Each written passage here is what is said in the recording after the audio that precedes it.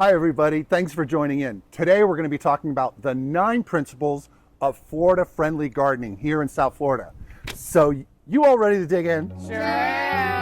Let's grow.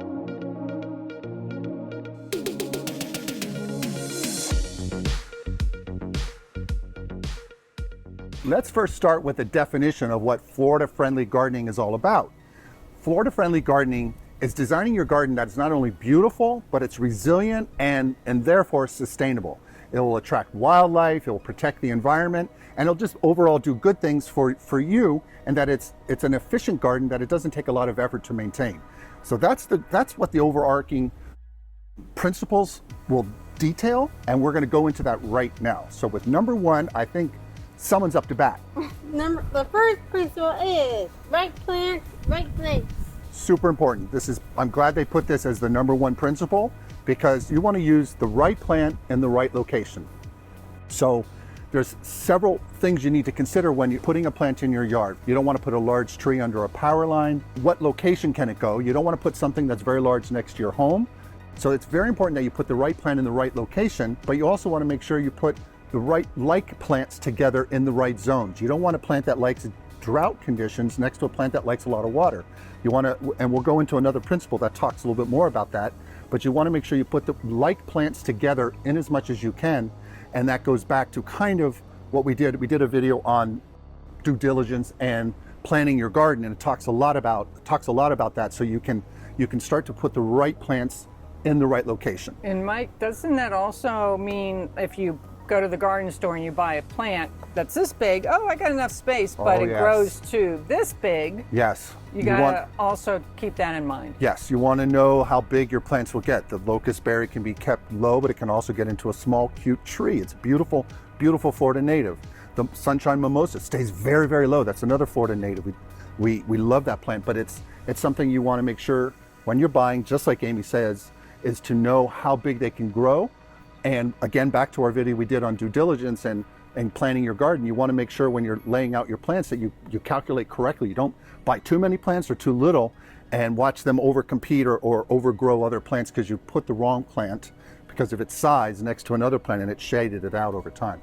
So it's a very good point you make. Thank you. The second principle is water efficiently. Super important as well. If you don't have an automatic irrigation system, it's very good just to have a nice spray nozzle on your hose, so you don't just have your hose on while you're doing gardening and letting that water just spill out into your lawn. So just one of these things is a great water saving thing that you can do. But if you have an automatic irrigation system, using very good spray heads. I've designed many irrigation systems in the past. I always like my go-to, which is either Rainbird or Toro. They're not paying for us to do this video, but those are very good nozzles on the spray heads, which are these guys here. These put down a lot more water than the rotors, which are these types here. You use these separately in your yard. The rotors will take longer to run, but they can throw and cover a large area. So these are good for big lawn areas. You do want to minimize your lawn area for Florida-friendly principles, but gardening principles, but a rotor head is on its own zone, and a zone is a valve that controls just these type of heads. You don't necessarily want to mix these two because they have different precipitation rates, and too much water will go down here and it'll flood your garden in one area and the other area will just get enough water. So it's very important to make sure that you design. If you're having a system, I recommend you get a professional to help design it, or you can ask us questions and we'll maybe give you some tips if you're interested on our channel on how to best design an irrigation system for your yard. Another cool thing a lot of people are doing in smaller yards and other tight areas is using a drip system. This is great, something really cool to consider. Yeah, I love drip systems, and you can get different types of nozzles. Some of them even are spray nozzles and some of them are drip nozzles, and they're really useful. So a very important thing is to make sure you water efficiently and you water for what your plant's needs are. Again, plants that don't need as much water, you don't have to have them water as much, or you can throttle down these spray heads. You can turn down the arc sometimes and they'll spray less water so you don't overwater those areas where your plants don't need them. The next principle is fertilize appropriately. Super important as well. We have a lot of issues now with water bodies and fertilizer leaking out into those systems and causing these algae blooms. A lot of it is also from old septic tanks, and that's a cause for that as well. But when you're near a large water body, you want to be careful of your fertilizer where you put it so it doesn't leach into that water body and cause an algae bloom. I love Dr. Earth. This is a really cool one. And there's other ones that you can use that we've shown you some examples here, Vigoro, and then we have, this is, what is it, BGI. This is a cool one, Miracle Grow, Osmocote. This is a slow time release one, which is great because it doesn't leach out so much, and these are good. It's a little more expensive, but it's good for your garden. And you need to make sure you also know on what ratio of fertilizer for your plants and when to fertilize. So a lot of our garden videos will tell you, spring is a good time to do the fertilizing because that's when the plants are starting to put out their energy to start growing. But you need to know for a citrus or for a palm, you'll have a little bit different formulation of the NPK, the nitrogen, phosphorus, and potassium than you would for a locust berry or you would for a sunshine mimosa. So each plant has its own kind of needs. A general rule is like a 20-20-20. Slow release would be great. That's just an overall greening and just a good fertilizer. As long as you have micros, that's a good base fertilizer. But you don't want to fertilize, real important, not before a huge rainstorm. Because if you do that and a big rainstorm comes, you're going to have a lot of that stuff possibly leaking out and washing away. So you're just kind of throwing your fertilizer away, and it could get into a water body. So yeah, that's very, very important. Rachel, you're up. Principle number 4 is mulch, and we have some on display. We do. Here. Yes, we do. Mulch, super important. You want to use mulch when you're putting in new plants, and when you do that, you help control moisture so that the plants don't dry out in their containers. It also controls weed growth, and when it decomposes, it helps provide nutrients to your garden. You can get it in different types. You can get it in pine bark. You can get it in pine straw. You can also get it in recycled mulch that people will offer to the public. Just be careful with the recycled mulch. Sometimes you don't want like construction debris or any chewed up Brazilian pepper in there, so you don't get any Brazilian pepper seeds, so that you don't create an issue with your garden by bringing in seedlings of an invasive plant. But mulching is really, really helpful. But another thing on mulching though, you don't want to mulch where you put too much mulch up against the plant, because that can cause a fungal issue. You want to make sure you put it right around the base, but not too heavy. 2 to 3 inches is good for between the plants in your garden, but not right up on top of the trunk of the plants. That's a great point. The next step is to attract wildlife. We just did a video on this about plants that butterflies love. Yes, we did. That was fun. You want to make sure when you're planting, can you get a 2-for-1 on your plant? Like if you plant cocoa plum, it's going to bring birds because of the plums, and the birds love that. You plant milkweed, you plant giant milkweed, you're going to bring the monarchs, which they came in droves, and when we just did that video, and that's great. You put lots of flowering plants, will bring hummingbirds and other wildlife to your garden. So it's really cool to look at doing those things. Like this plant here, the jatropha, that's flowering, this beautiful plant. This one will bring in butterflies and bees because it has these flower, and they go for the nectar source and the pollen. So it's really good to consider that in your gardening, and you can look online or even on our channel for plants that have that ability to bring so many wonderful insects such as moths, bees, and hummingbirds and butterflies. Yes. Okay. And then number 6 is to manage yard pests responsibly. Yes. So there's a phrase called integrated pest management, and that's just doing smart pest control. You don't want to put a strong pesticide on a plant to kill insects, and then a caterpillar is using that, say it's a milkweed, and then you're not giving that pesticide to the insect that's a beneficial insect. So you want to do the best you can with choosing hardy stock Florida natives if you can, or plants that are well adapted to growing down here in South Florida. But on pests, you can use safer insecticidal soaps and neem oil and other things if you have an infestation. But you can also get ladybugs and use ladybugs to help control aphids if they're attacking some of your plants.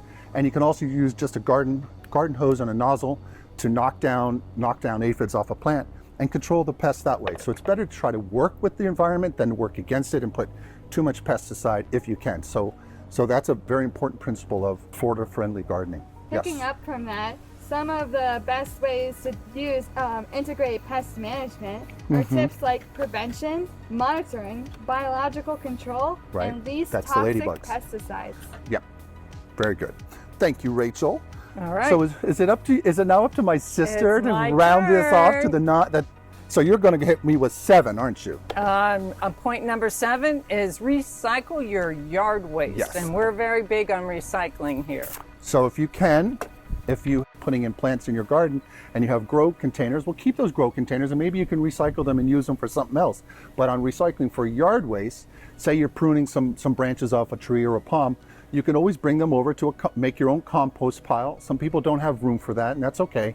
But if you do have room, you could consider put your leaf litter, and you can put that in a compost bin. A worm bin would be best, and let nature do its thing, and then you get free compost. It's almost like an organic fertilizer over time, and you can actually use that to help enhance your garden. Yeah, and when we cut the grass, we just let the let cuttings stay right there in the grass. Yes. So you just let that fat stay there, and it'll decompose and help actually fertilize your lawn again. All right, the next one moving on is reduce stormwater runoff. So you want to make sure you control water runoff from your patios, your driveway, especially your driveway, to keep them from going into a water body. So one thing we did, and we did a recent video with my sister Bonnie, our little sister, she has a bioswale, and you could create a bioswale or a rain garden, and you could take that runoff and help let that bioswale or rain garden filter those contaminants out into the soil and let nature break that down before it gets into a water body. So it's a really cool thing you can do, and it's a great thing working with nature, and it adds beauty to your yard. And our final point, number 9, protect the waterfront. Yes, so this goes back, kind of going back to like when you don't want to have the stormwater runoff, you want to make sure that in any water body, you're not adding fertilizer that can leak into the water body. Stormwater runoff, you want to control what's happening on your property and keep it from sliding out into a canal or into a water body, because we do have those algae blooms, and we had it really bad a few years ago. And again, that's related to old septic tanks and they're leaking, but it's also deal with fertilizer putting the fertilizer too close, or fertilizing at the wrong time, or putting too much fertilizer down. And that can cause an issue. So you also don't want to put too much pesticides and have that leak out into it. We want to make sure, we want to be responsible with the environment, work with the environment as much as we can. So, do you guys want to recap? Because we went through that pretty quick. Sure. I think we should just do, what are all 9? Who's memorized it?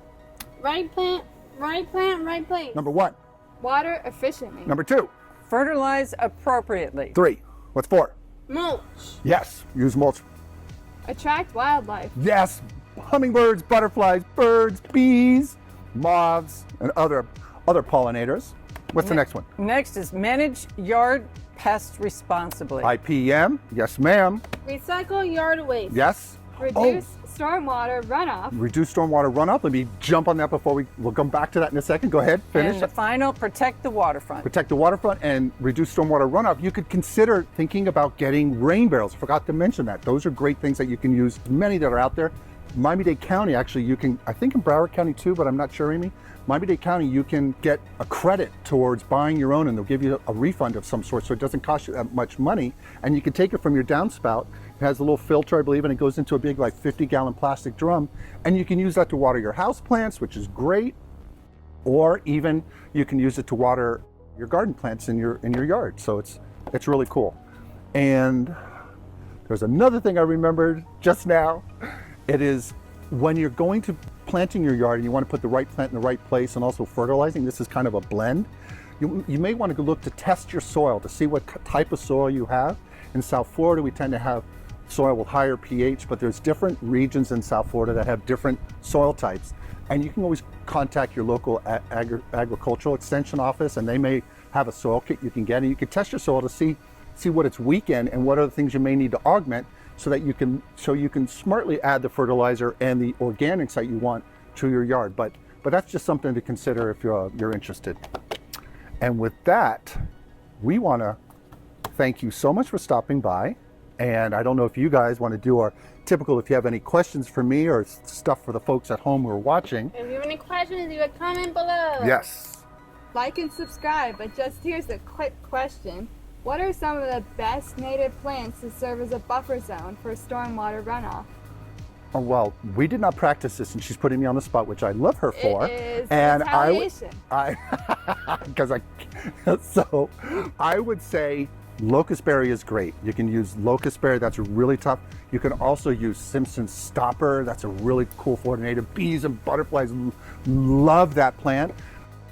they form a nice hedge and a nice buffer. They can get to different, big bushy sizes. So firebush is good too, but this doesn't get as dense. Those are 3 Fortinators right off the top of my head that will do really well at doing that. Yes. Did that help? Did you? It did help. She put me on the spot, y'all. You did a better job at being put on the spot than I did. Amy, do you have a question for me or anybody? No, just come back and see us again. Thank you all so much for joining us. Till the next video. Bye. Please remember to like, subscribe, and hit the notification bell. And tell your friends and family. We post videos weekly. Thanks.